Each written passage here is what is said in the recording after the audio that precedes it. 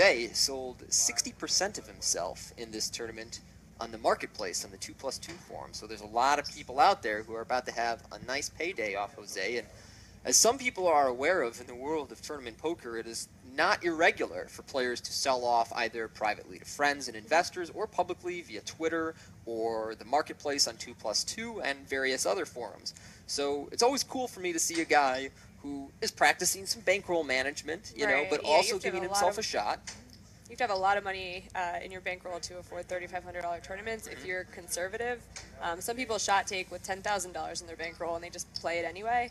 But it's kind of cool that he sold the 2+2. A lot of people, probably a lot of people I know, have a little piece of him today. Well, Kane Callis with a pair of aces yet again. We were just talking about how Aaron is going to have to alter his strategy. Just had them, as in literally last hand. Like back to back? Back to back pocket aces. You know, that's 44,000 to 1. Is it seriously? Yeah. Jeez. Is that 221 times 221? Yep. Yeah. Is that what it worked out to? There you have it. I guess it's only 220 to 1 once you get them the first time. Okay, fair enough. Well, Aaron here with the King Jack has opened first to act only with about 20 blinds, and considering the action behind him, Jamie, you'd anticipate that he's going to fold to this 3-bet, right? I think he will. I mean, he has no reason to believe that Callis is messing around. Yeah, he has all the chips, and he can afford to. I mean, he can afford to 3-bet light every single hand if he wants to, but he hasn't shown the propensity to do so yet. It's the second hand, right? Yeah. So what you're saying is that his YOLO potential is fairly low. As far as we know right now. Oh, no. Blake in some bad shape here. He's got a pair of queens. Is this bad? This is bad. This is really bad. Well, it's bad for Blake. It's fantastic great for Aaron. Yeah. Yeah.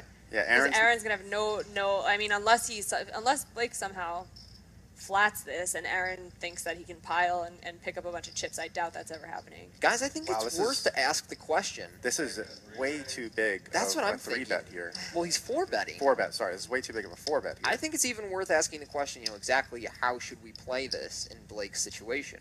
Are you just 4-betting and then ripping it over a 5-bet? Are you 4-betting so large that your opponent has to go all in with a 5-bet? Are you ever flatting a situation like this? Flatting is okay because it puts Aaron in the situation where he has to shove or fold. You're going to be heads up.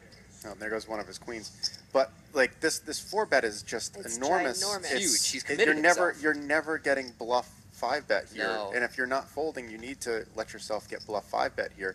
I mean, you need to make it a small 4-bet and make it seem like, this guy just re-raised the hand before. He's just feeling it. He just won a pot. I'm just gonna stab at it. I mean, Kane made it like 755. He's gone you could make it 2 million here. This is literally a million more chips than I would have made it. Yeah. 1.9, 2 million. You know, it's 25% of your stack. It looks like it could be air. You know, it also, you know, can induce a 5-bet because it's an all-in and a call, and Blake is in terrible shape. I mean, here. Blake is acting like, you know, he's surprised that Kane had a hand here, but you know, Kane might literally fold like 8s or 9s to the 4-bet. Absolutely. I think he might fold 10s to the 4-bet. It was sized in such a way that it said, "I am not going to lay down." But I think 8s or 9s are actually quite an easy fold in this spot. You don't expect to ever. You know, you don't expect to have any fold equity, and you don't expect your opponent to really show up with a bad hand. And Kane, I think, is likely to have a decent hand. He's not just 3-betting with nothing because Aaron isn't opening very light with a 10 big blind stack. Well, 20. But I'm saying he has to outlast a 10 big blind stack. Like, if I'm agree. Aaron, I'm just not going to open like any 2 garbage cards there. So you expect Kane to have a decent hand when he 3-bets someone who's opening pretty tight. It's like results oriented. Blake's going broke here. Well, sorry, he's getting his money in here no matter what. Like, it remains to be seen whether he's going to go broke. But we know one of his queens is dead, so he's going to need the one outer.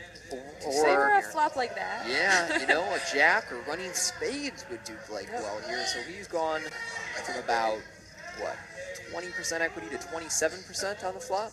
Yeah, he has improved a little bit, so to say. Just the deuce of spades on the turn really get Kane sweating. Yeah, deuce of spades is an interesting card. Kane here is in position to be a giant chip leader. All right, so the 9, no help, but all his outs are still clean. Yeah, if Kane wins this pot, he's going to have like 70% of the chips in play. We go down to the river. Blake Bond came in essentially tied for second in chips, and now about to go out 5th if he can't find one of his 5 outs here.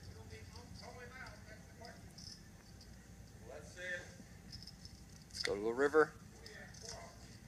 It's an ace, and so Kane Callis will make a superfluous full house to eliminate Blake Bond in our 5th place finisher, taking home $213,999.